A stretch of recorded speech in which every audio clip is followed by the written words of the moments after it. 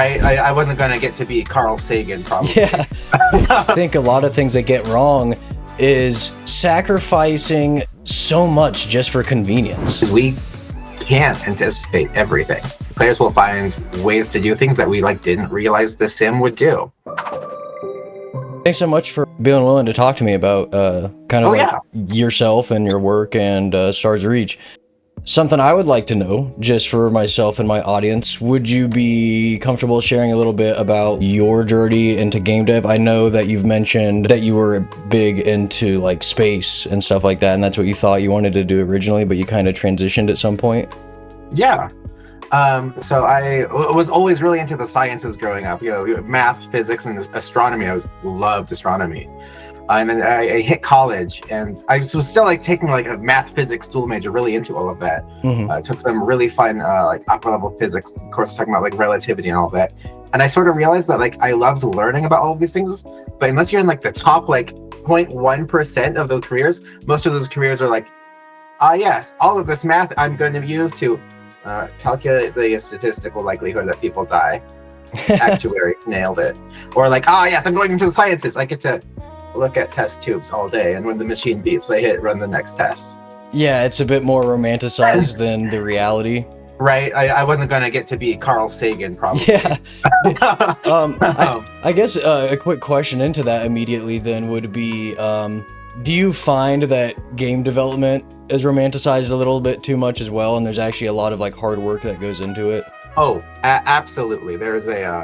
It is a rough industry in a lot of ways. I mean, all you have to do is just Google game layoffs, and you will see pages and pages. Never a news article older than a week. It is a rough industry, but it's also a lot of fun, and that's ultimately what got me sort of into it. I took a step back. I was like, okay, well, math and physics, I love this, but do I actually want to do this 40 hours a week for the rest of my life?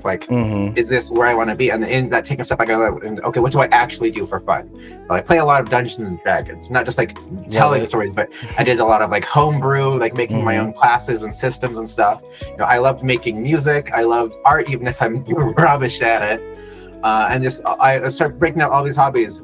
And it was around this time I actually stumbled across the Valve employee handbook was posted on Reddit or something, and I was a huge fan of Portal. And I remember just sort of reading through that, being oh, it's really tongue-in-cheek and really funny. I bet you can still find it online. And I just had thought wow, this sounds like a fun place to work. And it was literally that light bulb moment. So I'm a little weird. I didn't go into games because I'm I love games, I want to make these. I was I love math and physics and all of this science and all of this, but I also love all these creative things. Where can I find the intersection? And I kind of stumbled into games. Yeah, it is. It's kind of a really cool coincidence that you were into space and then Stars Reach is what you're working on. Right. It was absolutely perfect. So do you think those two passions together are working super well for you? Are there ever any insights that you ever bring from your passion of space and whatnot that might actually get some use case when working on Stars Reach? Oh, for sure. This is true of all of design. I mean, you look at any game, the skill sets to be a good designer is know a little bit about everything, because everything is always applicable. But even talking about okay, well, what does our skybox look like? We're having all of these, we're building a galaxy. We need to be able to profit things. What do multiple moons look like? How do multiple suns work? And okay, well, typically, if you think about multiple suns, all of sci-fi is a different sunrise and sunset. But even a solar system with multiple suns, you're still orbiting. All the suns are sort of grouped in the center. Yeah.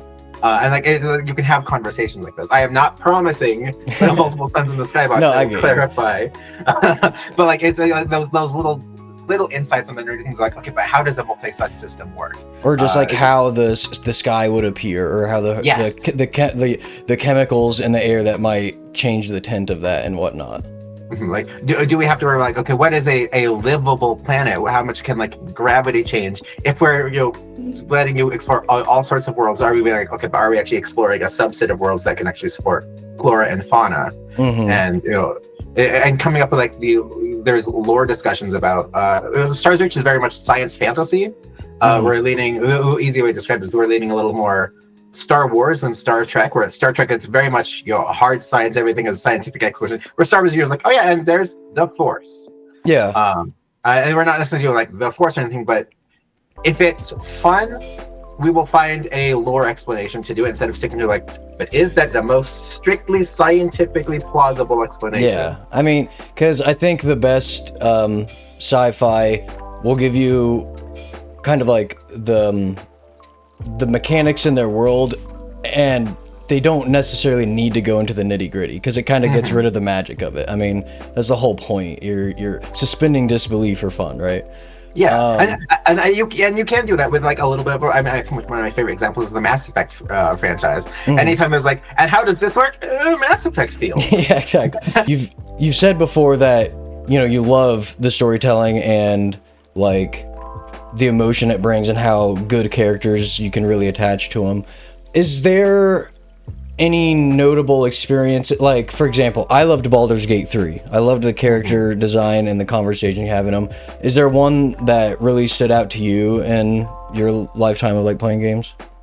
Ooh. I mean, there's a bunch. I love stories and all sorts of things, and I'm always like chasing it. What are the most recent one? I think that the most recent one I played was Slay the Princess, which it's a really short game, but like the things they do with choices and expectations, I think was really interesting. If I had like try to pick like a single like this is like one of the hardest thing for me. No, it's fine. It doesn't have to be like your best. It's just more like something that holds a spot in your heart. Yeah, I think anything Supergiant does, right? Like I think Transistor especially. I love the music there, but just I love that story and the way they tell the story, where you have your main protagonist is mute, and all of the storytelling you can sort of get inside her head, but it's all based on the observations that the weapon she's wielding is making. Yeah, and I think it's just a story that is beautifully told, and also just really interesting because it doesn't give you like the whole here is exactly what's laying out. It's just you get thrown in very much in media res, and it's like, okay, but what is this world? What is happening here? And you pick up the understanding on the nerve as you go, and I think it's an absolutely beautiful game. It's one of my top favorites for sure. A question I always really like to ask, and since you're into story telling and characters, what is something like what makes that compelling character or protagonist, do you think? That's a tricky one. And I think there's a lot of things, like a lot of different elements. I think a big one is not just the character, but the world, being able to step into that magic circle. I mean, to make a compelling character, you need them to live in a compelling world. There needs to be a sense of realness, and it doesn't have to be realistic per se, but it has to set up that suspension of disbelief in a way that, like, even the unrealistic parts, you can be like, oh yeah, no, that's just a conceit of this world, and you can be there, and then you can connect to that character. And they're probably not perfect. They've got their strengths and they've got their flaws, and you can celebrate the wins and you can feel the downfalls. But I think just a big part is having them relatable in a way that you can sort of feel what they're feeling in a sense, but a big part of that is just drawing that magic circle of getting the level of immersion where you can live in the space with them and go through things with them. And then you can do some really interesting narrative things where you have a character who isn't relatable, and you have those jarring moments of like, oh wait, this is happening. And there's been some great games. I think The Last of Us is a great example of that, where you're like, there's moments where you think you really relate, and then it'll pull a twist, and you're like, oh, yeah, oh right, that's what Joel's like. I almost forgot that for a moment. And I think it's just a big part of that, why it is really good both ways, is again just building a world you can step into. As somebody that deals with mechanics and game loops, is there something to life that there's something wrong with the game loop, or perhaps the players are just not seeing or misinterpreting? Because a lot of times the game loop is what's fun, and a lot of people get stressed out in life. Oh, that's an interesting, because gamification is a big topic, essentially. And I think a lot of people do gamification wrong. They think gamification means, just assign points to things, and that way you can get points and you're winning. And that's a lot of people, while there is like number go up, brain go burr aspect to a lot of things, for a lot of people, it's not the points themselves that matter. So that was my first initial thought. But like, as far as like, if life were the mechanics, what things aren't people saying? I think it's a really interesting question. I'm thinking about it. I think my first thought is I think there's a lot of systems that just aren't balanced. Yeah, hey, that's fair. I don't think that's things that aren't seen, but like there's a lot of like financial things. The best way to make a lot of money is to have a bunch of money already. Like when it comes to like investing or like loans or debts or anything like that. Like if you have a big enough starting money, I can turn 100,000 to 200,000 way easier than I can turn 10K into 20K. And that is just from a game design perspective, not a well-balanced system. But no, I understand. There's certainly systems there. Yeah, there's certainly systems there. It's a good point you bring up, because life could potentially be a so much more enjoyable thing, and it's just like there are mechanics that the developers have put in that fight against their own players instead of RNG for your starting characters. Yeah, exactly. I didn't get to choose my class or anything. Yeah, there's a lot more to it. There's like a ton more variables, and the fact that we're actually feeling what the character is going through makes a huge difference. But I just wanted to get your perspective on something like that. I want to think a little bit more about it, because I feel like go ahead. On the one hand, that's an answer I'll stick with, but like on the other hand, like I wish I had a better answer for like something that you have a little more control over, because then you're like, yep, the economy sucks like that. That's kind of a feels bad answer to me.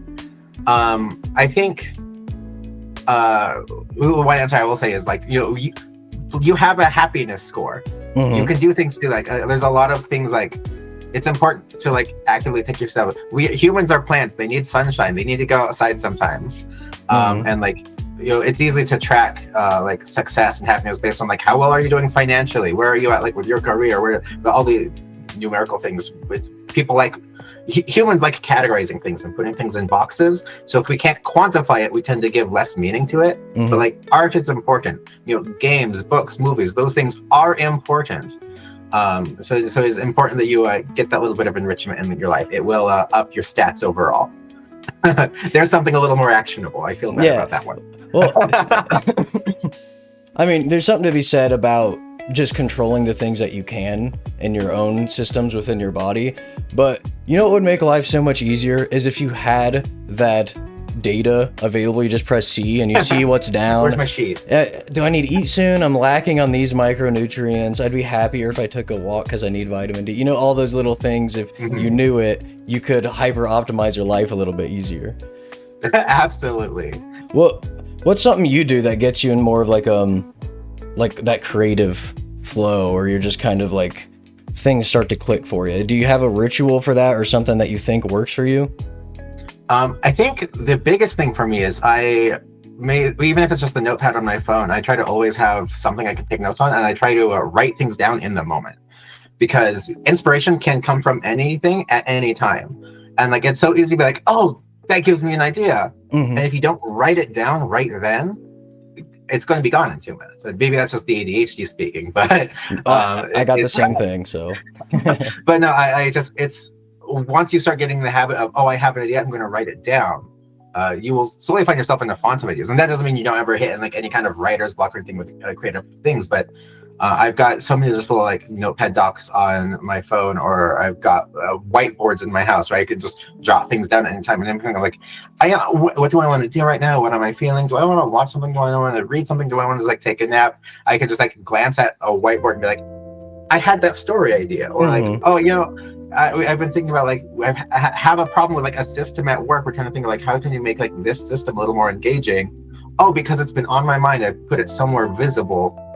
I can think of that. And that's the other thing, like I'm more and more trying not to put things just on notepads on my phone, because it's easy to put things there when I think of them. It's harder to remember to check them and go through that list. But like when I put things on like sticky notes or actual paper that I'm keeping by my desk, it's easy to be like, oh, I had that idea the other day, because it's right there in front of me. Let's build more off of this. So I think it's a big part for me is opening myself up to capture inspiration when it strikes, and then keep that bottle at hand, as it were. Yeah. And I gotta ask this one because it's a very typical question, but like, given that unlimited resources scenario, is there a project in your mind that you would just love to go jump on? Oh, yes, everything. That is like, there's a lot of like, my brain is on so many different places. Like I'm currently working on Stars Reach. I've got my own little like Shadowrun tabletop homebrew I'm building. As far as like the game projects, if I could work on like any game project, time enough and money, honestly, Stars Reach is a pretty solid choice. I feel really lucky to be here.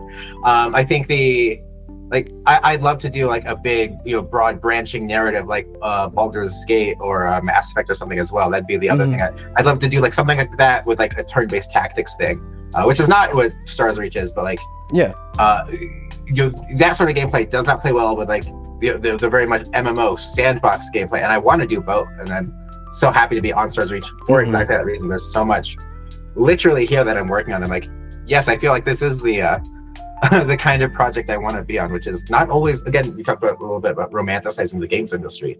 That's not always the case. There's quite often you are not working on, the games you like to play. And sometimes there's something healthy about that because it helps build like a work-life separation a little bit. Yeah. But when you do get to work on the kinds of projects that you really want to be on, it's very rewarding. Can you give me a little insight of like, what does the technical designer do? Because just to my understanding, you're kind of working on the systems in the background that really give life to the game. Can you speak to that a little bit? Yeah, so I am definitely on the design team, but the technical, like we do a fair bit of engineering. So there is all of like the gameplay system, like how creatures and players fire their attacks, how equipping tools work, how trees grow and how trees spread. Like all of that code is sort of our playground. We overlap very heavily with gameplay engineers, but we're also on the design team. So it's not just like, okay, this is how they function, but also like what are all the numbers? How often do plants spread? How much damage do attacks deal? What do the attack patterns look like? And there's the intersection of implementing the thing and designing the thing, and also just the documentation and the spreadsheets of like, okay, before we can get this into the game, what does everything need to do? What is all the different ways you can fire a projectile? Are you doing a single shot? Does it arc through the air? Does it shoot 3 at a time? Do they home? Do they just figuring all of that out, and then also just putting in the game? So it's a lot of spreadsheets, a lot of coding, a lot of documentation, a lot of discussions and team meetings to be like, okay, let's get people together. Try not to silo too much. So it's part of why I like it is I feel like I get to put my fingers in a little bit of everything, which is also a perk of being at a slightly smaller company. A lot of the big AAAs, you get a little more stability, but you're a little bit more of a cog in the machine. Yeah. And so, as a technical designer, it's a lot of the designing the gameplay systems and then implementing them. If the player is doing something, we probably had a hand in it somewhere there.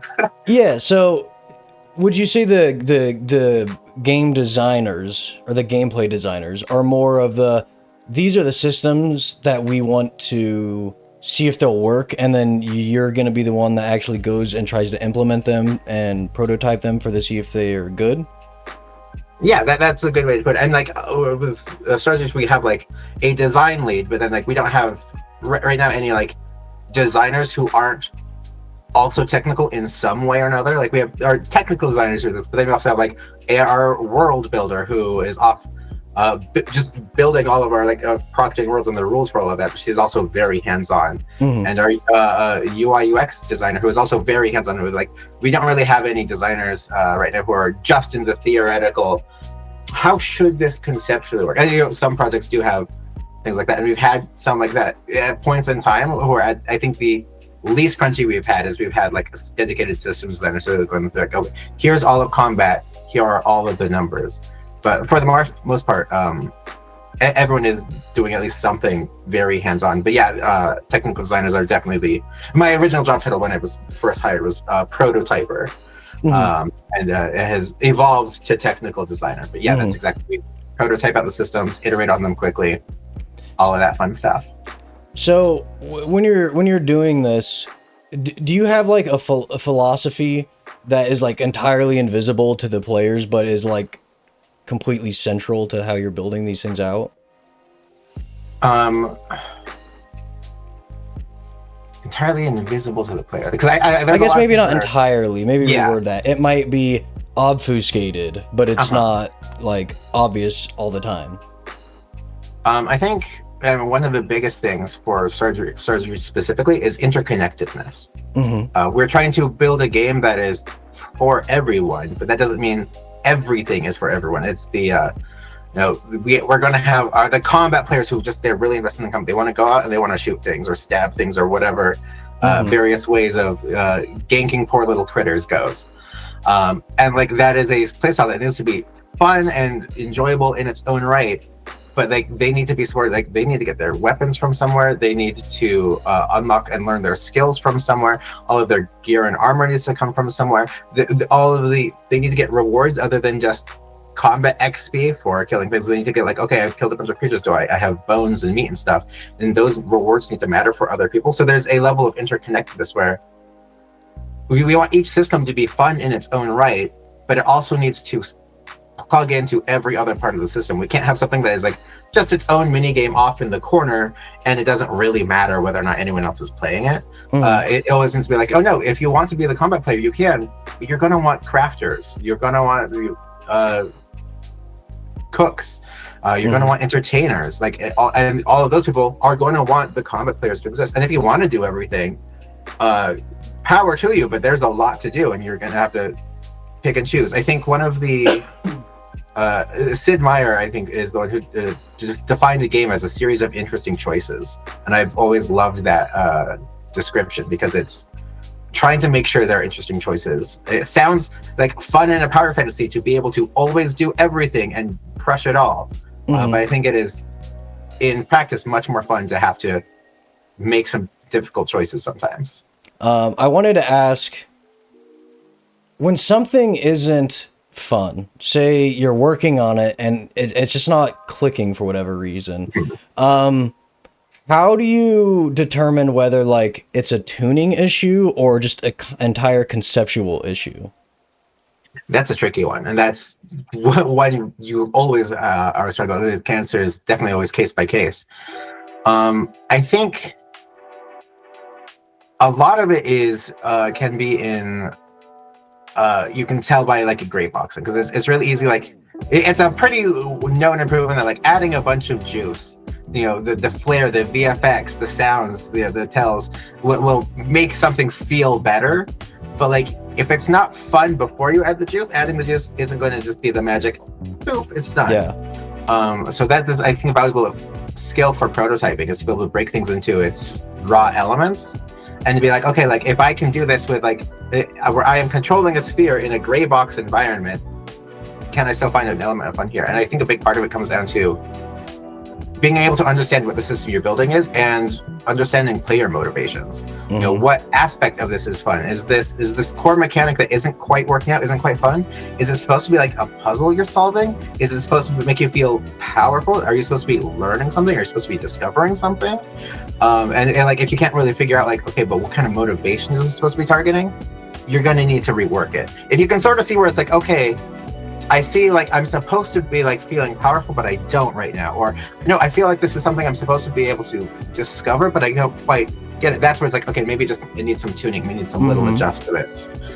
So I think a big part of it is being able to break it down to its raw elements and figure out what player motivations is this actually trying to target and why are we not hitting it. I find that really interesting because it sounds like a lot goes into human psychology when trying to figure out, what is fun and what's gonna make someone enjoy it.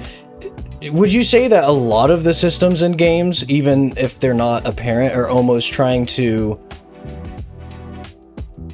maybe it's not the right word, but to me it feels like almost an emotional story the mechanic is trying to express in a way, like this is what we're doing, this is the reason you're doing it, how are we going to get there, what are the feelings that we're trying to hit that player with along the way. I don't know if I'm explaining that right. Yeah, no, I hadn't thought about it that way, but no, I really like that description of it as being like a little bit of an emotional curve, because there's a lot of discourse about, okay, you're trying to make a game that is fun.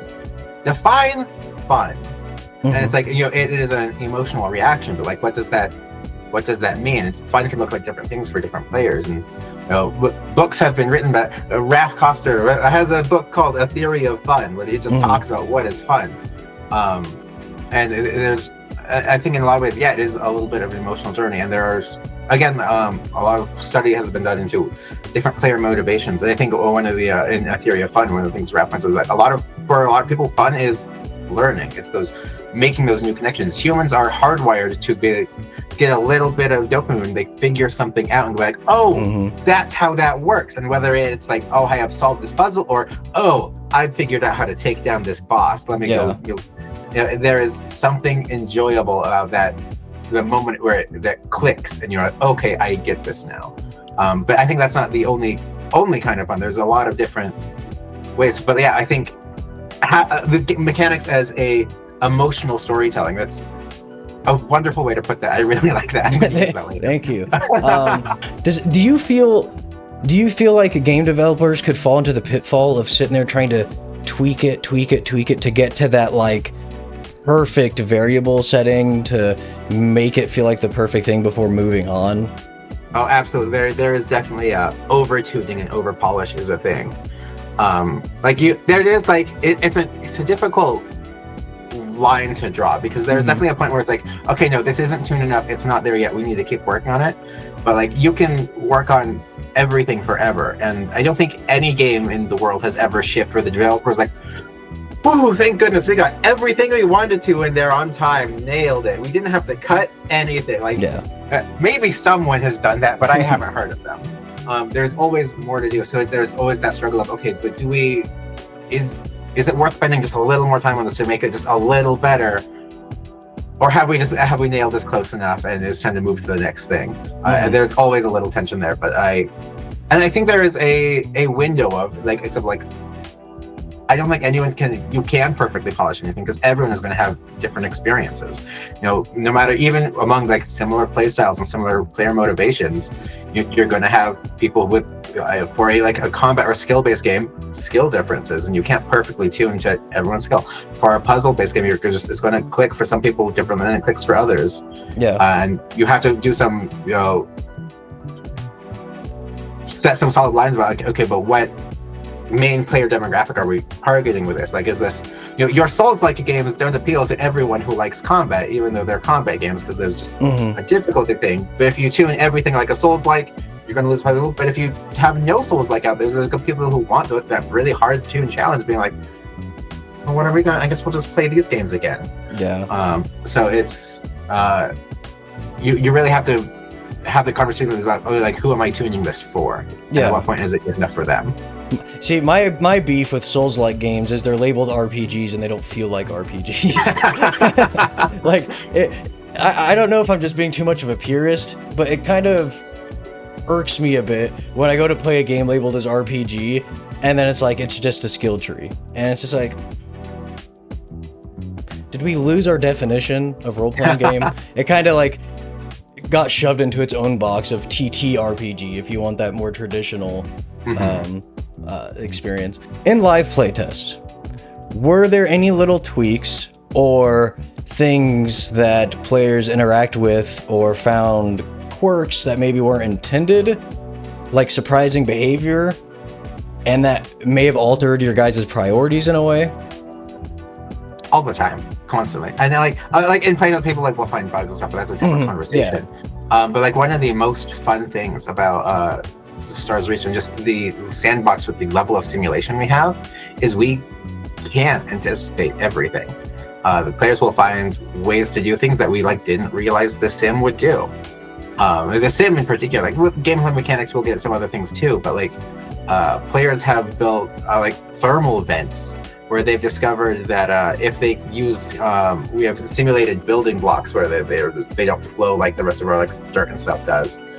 And they've learned that if they pool lava onto those blocks and then clear out the area around it, the heat doesn't dissipate through the empty void space very well. So they've been able to make and then we can just pour water in here and it'll boil and go up and such. And they've basically built thermal generators. They don't have anything to power with. You gotta put like a windmill or something up there. Exactly, but that's a prime example of we didn't realize players would be able to do that. But now we're like, should we make something that's steam powered like that? As steam goes up past it, it does something, because clearly players have that capacity. should we lean into it? And we get things like that out of simulation. That is such a cool and interesting emergent gameplay behavior. You guys created a simulated world, and it's a lot. What gameplay mechanics can you build off of that? I love that idea, because if you look at players building that, right, like it's kind of it's kind of purposeless right now, right? But if you have that Steam thing and then you enable players to somehow generate like energy or something that way, that just opens up a whole new, you know, realm that you guys might write down on the pipeline later or tackle earlier. So, and like we had Steam there because we're thinking the water cycle. We want the rain and rivers and blah blah blah. But then like players who created a dedicated Steam event that would just keep producing Steam, and we're like, well, we can't not do something with this. Yeah, like it wasn't part of our original planned timeline, but like it's in the list of things that we'd like to get to eventually at some point. And it's the tricky thing is figuring, okay, but where does that prioritize versus like we already have like these things we want to do next. Do we is this worth sticking ahead of them? Do we put this in the it can come in, you know, a patch after launch? Is it prioritizing all that stuff? Because that's one of the hardest parts is especially with a game this big where it's not just broad systems but for an MMO scale audience. You know, trying to figure out what is the most important thing to get in next? What is the most important thing to launch with versus what can you introduce in like the first big post-launch patch versus... Because like I said earlier, no game has ever shipped with 100% of everything they wanted to do, but one day the game must ship. Yeah, because later down the road you could build an entire DLC or patch that is specifically dedicated to manufacturing things like that. So it's just figuring out what's integral right now and what later. So exactly, and that's one of the huge perks again with MMOs, and why I'm glad I'm on this project is you do get to keep working on it, and the game can keep growing and evolving over time, and that is part of how we want to tell the story of Stars Reach. Going back, we've talked a lot about story and storytelling. As an MMO, we're a little bit more on the story light side because we're not one of the bazillion MMOs where every single player is the singular chosen hero to save the galaxy. Like, we don't have that sort of strict storyline. We're not a theme park MMO, but we do have lore and we do have narrative and we do have some story we want to produce. It's just a little more in the background, and being able to drop those updates as part of that storytelling process. Like, okay, if we're doing a big mechanical update, well, why is this mechanical update coming out? Why was this not already available? What advance in technology has led to this now being widely available throughout the galaxy? And you can do some interesting storytelling there, which is just a lot of fun. I love it. No, No, I get that. It is cool that MMOs, since the MMOs are described as is it described as a live service game in a way, or is that incorrect? Yeah. Okay. It is nice because it's almost like you can keep polishing that project that you love continuously and providing value to the players. Just because we are in a more sandbox game, where do you balance that procedural generation with like that handcrafted artistry? Is that something that you're involved with a lot and would be able to give like a good answer to? I can talk a little bit. I think our key person to talk about it for the worlds would be Megan, who is our world builder I mentioned earlier. But I mean, we also need it for like the creatures, for just other things too. But so she would speak way better to the front end. But there is a lot of our philosophy is that it needs to be interesting and it can't all like feel the same. Like it's very easy to say like, oh yes, our prop gen system will build mountains and you will never get the same mountain twice. But like once you've climbed 3 different mountains, you're like, yep, these are mountains. So there is it's a difficult balance there. And the tools Megan works with, a lot of it is learning to sculpt kinds of features. Like, okay, here's ways to build mountains and lakes and caves, but then trying to figure out interesting ways of like, how do those interact? What happens if you sculpt caves beneath a lake? What sort of interactions do you get with like the lake winds up draining into one because the player tunnels into it? And so there is a little bit of like, we can't hand sculpt every map in the galaxy, but for sure. and we're not going to pretend for a minute that we can make every world feel hand sculpted through our clever proc gen, but we definitely want our proc gen to be really interesting, and have more than just like, yes, we have mountains, lakes, and caves, and you'll just get some combination of the 3. And I think a big part of that, what we've done is on the flip side from Megan's side of using the tools to build these worlds, we have the simulation side where Sean is doing so much amazing work. Like having a simulation that can handle a lot more than just mountains and caves and lakes, because all of those are just like different shapes of dirt. But then, like, what's the difference between a mountain and volcano? Well, one is really hot and pressurized. So if your simulation handles temperature and temperature bands and pressure, you can suddenly do a lot more with your mountains or lakes or caves. A cave and a cave full of lava, and a lake and a geyser, and a mountain and a volcano, and that's just the same proc gen, but add heat and pressure. And so the more knobs like that. Okay, what happens when you add gases to the simulation? What happens when you add other kinds of liquids? Liquid state changes, where things can change. What happens if you bring meteors in and you can blow craters into things? Yeah. And it's just having a simulation that can support a wide range of changes. You get the handcrafted feel and trying to get like the interesting, I'm not gonna say initial states because that still implies like the entire hand state, but like all of these puzzle pieces have to be fit some way. You can't just stick in a box, shake it, and throw it out. Yeah. And that's Mega's job, is finding all the rules for like, okay, if we have these kinds of pieces, you have proc gen pile 1, proc gen pile 2, proc gen pile 3, and they piles 1, 2, and 3 all combine in these ways to try to get as close as we can. But it's I think the biggest thing is to make your proc gen interesting, it has to have interesting options. And the more interesting options you have, the more things you can build and find ways that they can connect. Raph, coming from legendary MMOs like Star Wars Galaxies and Ultima Online that were super in-depth, my personal thing when I looked at this game was how in-depth will the combat be to feel good and expressive, not overload players with too many abilities, but then still make it feel. You get what I'm kind of questioning. Yeah, combat is a tricky one because you could build, and many people have built entire games dedicated to just going deeper and broader in combat, and it's that we definitely want there to be. The version of combat in the game, I think we are like, yeah, this feels like the stubbed-in version of combat from basically every side. We can have like a handful of weapons, and you can unlock.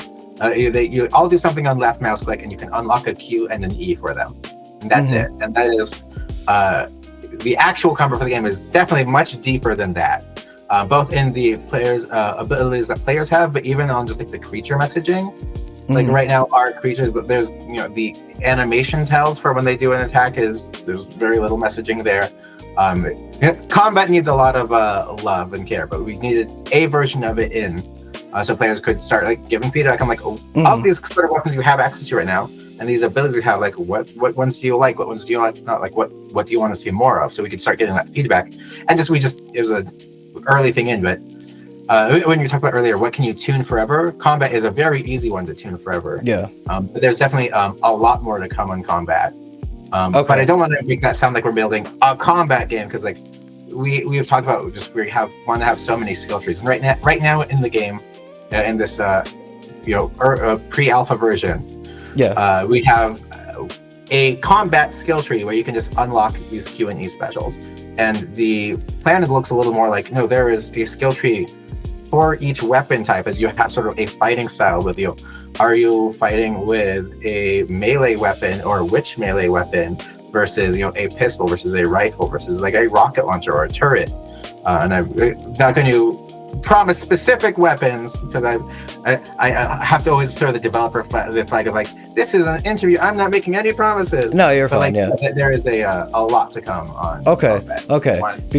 Prioritize that for sure. Because I'll admit, when I very first caught wind of this game, it was from the developers of Star Wars Galaxies that caught my eyes. Because there was so much I loved about that sandbox. Granted, it had its own issues, but I liked the idea of just everything felt pretty deep. It felt like there's a lot of system. Everything felt pretty deep. Just from simple things like one player knows a separate language and he can't even understand it because he's speaking a different language. And to learn that language, the player would need to ask that other player to teach him. Or, same thing with skill trees. Like, hey, can you teach me how to be a better politician? Or can you teach me how to be a better entertainer or medic or whatever it be? I feel like those deep player experiences are like really important. And obviously it's important to frame that this game is, pre-alpha and everything, right? So those things absolutely are still to come. I was just curious, that's kind of the direction you guys are headed, without saying like, yeah, that's what we're doing for sure? Like I can definitely tell you, like, that kind of skills thing is definitely, like, I mean, we very recently put an update where you used to be able to just learn any skill anywhere in the field as long as you have the XP for it. And we recently put in an update where, like, okay, now if you want to learn a skill, you need to go to the skills kiosk. Like, there's a place on the starbase where you go, and that's where you learn the thing. And that is a precursor to some of the, like, okay, but you can also learn things in the field if you're with someone who knows these skills and they can teach. Like, so we are moving in that direction. And that is the goal. Is like, we want every play style to feel like it has some enjoyable depth, whether it's combat, farming, crafting. A lot of what we have right now are, like, yes, the first passes, and in a couple of cases second passes, but none of the skill trees in the game right now are as deep as they want to be. And there are still skill trees, like you mentioned, the politician skill tree, like, that is not even in. And one of the things we're actually trying to do, starting pretty recently, is being even more transparent. Like, we've tried to be, like, very upfront with the players on the Discord, and we'll answer questions and talk to people. But we've started doing things like, oh yeah, here's a couple of these skill trees we want to put in. So right now, they're not hooked up to anything. You can't unlock these. You can't even earn these XP types right now. But if you look at the skill trees in the game, you can see some of the upcoming skill trees, and those aren't all of them. It's not totally complete. But we're trying to be, like, a little more blunt about, here are things that are coming, instead of just, here's a thing we just put in, what do you think? And I appreciate, because I feel like transparency not only gives players something to expect, but it fosters such a more powerful, like, trust and like a friendly relationship between the entire entity behind Stars Reach and also the individual developers, but just like the player base as well. There are no main characters in this game. However, what are your thoughts on players being so good at their specific I meant skill or class, that those players themselves can have notoriety in a sandbox environment? I think if we hit that, that is a huge win for the game, honestly. I think the idea that no one is assigned main character status, but, like, no, if you learn the game and put in the time, you can become notable in your own right. I mean, like, we've talked about Star Wars Galaxy, and that's the one that's usually brought up, but, like, Raph was also behind Ultima Online, and that definitely had its, like, it's big notable characters where these were just people who were just big in the community. And I think that is a huge win, not just from a gameplay perspective of being able to see, like, this is something you can achieve, but just from the community perspective. If you are notable in the community, you have a community that takes note of things. Like, that's, I mean, my biggest critique with a lot of the more theme park MMOs, and there's nothing inherently wrong with this, it's just a different kind of game, is, like, I play a lot of Final Fantasy 14, but I'm honestly not very far in the story for as many hours as I put in, because anytime I get on, I'm usually playing music in Limsa Lominsa, or, like, I'm part of a guild that has, like, we open a little club and we'll throw, like, parties and we make our own Halloween events. And that's what I play for. It's the hanging out with the fun people. I'm not as invested in the story, and the story is good, don't get me wrong, but it's that sense of community. If you're going to have a massively multiplayer online game, if you're going to have this many players in the game together, they should talk to each other. Absolutely. I feel like a lot of games, not trying to throw more modern MMOs under the bus, but I think a lot of things they get wrong is sacrificing so much just for convenience. Like, you need to have, like, it might be annoying to walk somewhere, but doesn't that, like, kind of, like, you might as well not even have distance between your towns if you can just fast travel everywhere. That's a mantra I've heard many times, is one person's convenience is another person's gameplay. Like, fast travel is a great example. If I can teleport across the map, then that's the best way to do it. And if that is the best way to do it, then all of the people who love exploration are suddenly doing it wrong. Like, that undercuts an entire player motivation. I wanted to ask a couple questions to not to throw you into that area of I can't say anything, but you're talking about music and how we're gonna have entertainers and stuff. Has the idea been floated at all of having MIDI files that people can just type up in game and make their own music that way? Like, so I'm playing a lute and it plays any music that I just composed. I can make absolutely no promises. Yeah. I can say it's definitely an idea that gets brought up, and as someone who plays a lot of Final Fantasy 14 and does exactly that kind of thing in Final Fantasy 14, like, my personal hope that I cannot promise is that we can do something at least as good as they did, especially because we have said that right now, like, the closest entertainer is to being a profession in our game is like Slash Dance helps heal like wounds and exhaustion, and like that's kind of a stuff that was almost an Easter egg that is just and to symbolize that, like, no, entertainer is a profession. Entertainer is going to matter. Entertainer, we do want to be a valid playstyle, not just, crafter and combat, but there should be rewards for playing entertainers. So I would love to see that feature. I cannot make any promises. No, that's fine. I just remember just some great experience I've had with other games. There's a really old MMO called Mabinogi that I just love to death that did a lot of things like that, to the point where they had composing as a completely separate skill from music playing, as if like composing is the farming to whereas playing the music is the cooking. You know what I mean? So absolutely. I love that. I love that you guys are thinking about all these different things. Do you think, is entertainer going to get a further identity other than what we've seen in the past with like, I'm just dancing at the bar to give out buffs? Is it gonna like be different? Like, hey, we need an entertainer in our party so when we go out and do stuff. I'm going to try to be a little cagey about my answer on this. No, that's fine. It just stands for how this work. I would be surprised if it was just you have an entertainer that you just dancing at the bar. If nothing else, I think we've talked a lot about different kinds of entertainer. Okay. Like we've talked about dancer and music is the main things that you usually get tossed around because those are the ones you typically see. But there's a lot of other kinds of art and entertainment that exist. So we've definitely talked about that, and like, can an entertainer be useful in combat? We've talked about that a little bit. I don't know if we have solidified any designs on there enough for me to say yes or no, really.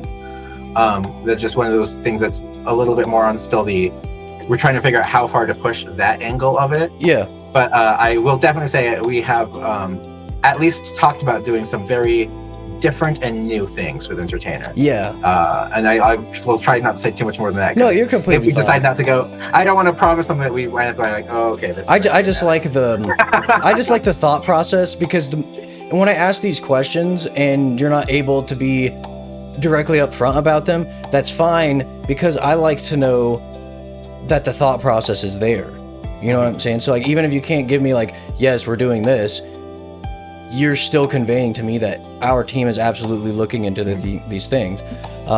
Because like you said, there's tons of different forms of entertainment. You could have somebody that's like, you've played Dungeons and Dragons. There's people that buff when you're, playing music or singing and stuff, vicious mockery, stuff like that. Basically, I just wanted to kind of get a sense of the depth you're going with some of these more esoteric types of ways to play MMOs. So, okay, here's something really important. How do you design around the pillar of never preventing players from playing together while still keeping meaningful progression? So a big part of that is making systems deep without making systems, how would I phrase this? You want to create breadth within your depth. As a system gets deeper, it doesn't just spike all the numbers. It's a lot more about getting more options. Like, if I am, combat is the easy example. If I am at the very beginning of the combat skill tree, I have my little baby blaster and maybe one or two specials. And And if I'm at the very end of the combat skill tree, I probably have, I could still use the same baby blaster. I probably have been playing long enough. I have much better blaster, but that has nothing to do with my combat progression. That's my crafter thing. I've earned money, bought things from crafters, or crafted it myself. And the brand new player can use the advanced blaster. They just may not be able to use everything it's capable of. Yeah. But as you get to the end of that skill tree, it's like, okay, I have more specials I can choose from. Those I have just a wider range of options. I might be able to do some things like might have more options for like status effects, might have more options like, oh yeah, when I kill things I can combo into these other things. But we're not going to wind up with a situation where it's like, oh yes, I have advanced to the end of the combat skill tree, so I deal 20 times as much damage as this new player. So really the new player is just slowing us down and not being like, it's about adding depth by creating options and interesting choices and tactical advantages you can take advantage of that you can't otherwise, without just being like, yes, now I am level 99. I remembered level 91 or level 1. I could do nothing. By creating more options and adding more gameplay without it just being bigger numbers into the progression, you get players who can grow, play together. And one of the things we really want to accomplish is the new player who can grow into their equipment. That's like, oh yeah, this, maybe your baby blaster that won't even let you equip specials to it because it's just too low stat. Yeah. But then, I give you a bigger blaster, and like, you don't have any specials yet. You haven't progressed in the skill trees, but you can get them as you go, and this blaster will support them, so you can grow into these things. Okay. That's the main thing, is just keeping players on the same playing field and just giving more without making irrelevant the old things. Yeah. Player-built cities are going to be foundational to this. How do you prevent an entire city just becoming a ghost town? Because I've noticed that in some games where they start a town, it's thriving for a bit, some players start to lose interest, and then it's like one guy upholding the entire town by himself. Part of it is you give incentives for being part of a thriving city. And part of it is if there will always be situations where like, no, this became a ghost town. We've talked about how we can spin up worlds. We can also spin down worlds. If no one is visiting a world anymore, maybe that world, everyone's already moved somewhere else. We can always spin up more, and we can always be like, this world's on pause for a little while. Yeah. And just to add to that real quick, say there's somebody that's top of the skill tree, master politician, he can run the city better than anyone else. Are there going to be incentives for players to want to go establish a new town if this town's already perfect? I mean, if your town's already perfect, then there will always be some players who want to do something new. Who it's like once they have beaten the progression, so they're like, we've got the perfect town. I want to go build another one. There'll always be those players, but like, it's never going to be like, and you've won. This town is not providing any bonuses anyway. Well, and I suppose it'll be like real life, where you might have a smaller town specifically near like a resource or something, and a bigger hub that's kind of central more to them. Here's a big complaint I have a lot of times with MMOs and video games in general nowadays, and I don't know if it's possible to solve this, but a lot of modern MMOs and games in general, you lose that wonder because everything about the game is either on the wiki or data mined. So that people just immediately hyper optimize, min max, and you lose the exploration and love of it. Is there anything that can possibly be done in the space to prevent things like that? I mean, part of it is to always keep a couple surprises. Like as a live service game, is we put a lot of work. Part of why this game has taken so long to make, in making it so we can produce content pretty quick. So part of it is things keep coming out. I think we've even proven, even throughout our pre-alpha right now, that we can make new things to explore pretty quickly. Okay, I think another part of it is like just making it so that systems can't be optimized. I mean, when we look to talk about weapon stats, there's almost always a trade-off in a crafting. If you want, a really high, rate of fire, you're probably sacrificing. I mean, that's probably a bad example actually. But like our stats are called like PQRV. There's 4 stats and they each do something different. And it's the goal is to make it so it's not very easy to get all 4 high. You're usually making trade-offs. How do you balance solar, like people that are more loners in MMOs with like cooperative learning that defines games like this?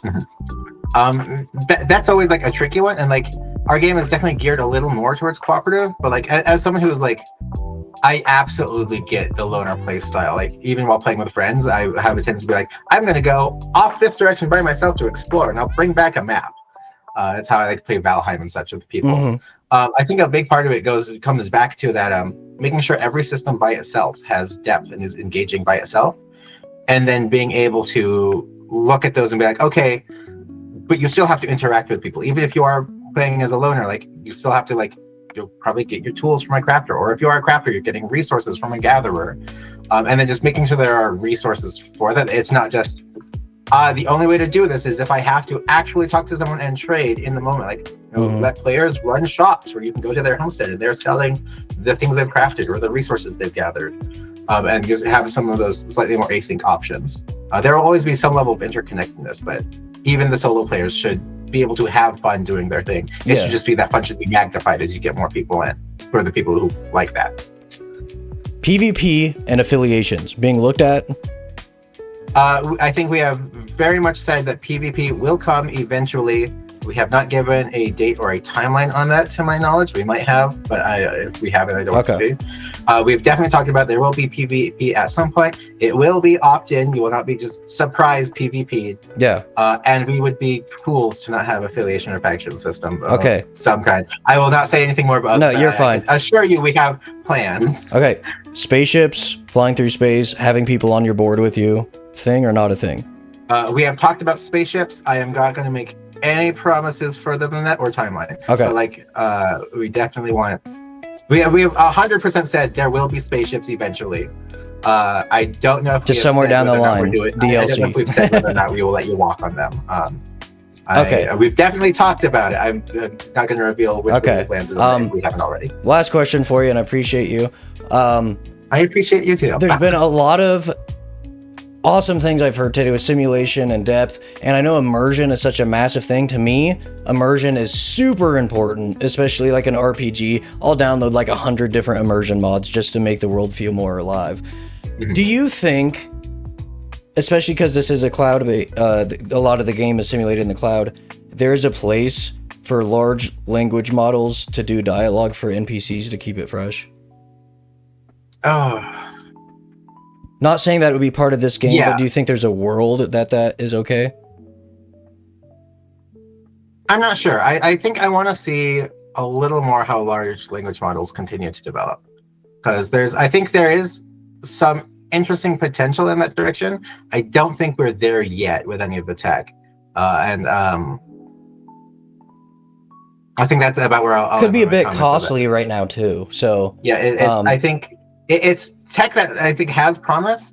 I think a lot of people have jumped onto that, hoping to be the really big early adopter, and it's still maybe a little too early. Okay. Have made up my mind on exactly how useful it could be for actual content. No, I feel you. So yeah, thank you. You went through a lot of stuff. I really appreciate your time. It's been wonderful speaking to you. I think we got like a lot more insight into things, and hopefully I did it justice for you. It was as good. Oh, this was a lot of fun. Thank you. And you've done a great job of it. It's making us a lot more conversational and like fun. This hasn't been like, here's my list of questions. Go. Like this has been a pleasure. Thank you. Thank you. I appreciate it.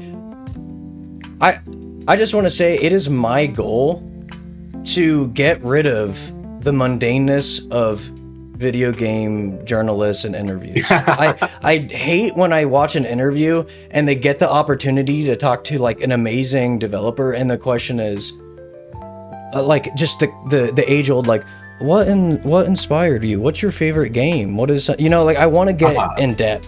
Thank you so much for your time today. I appreciate it.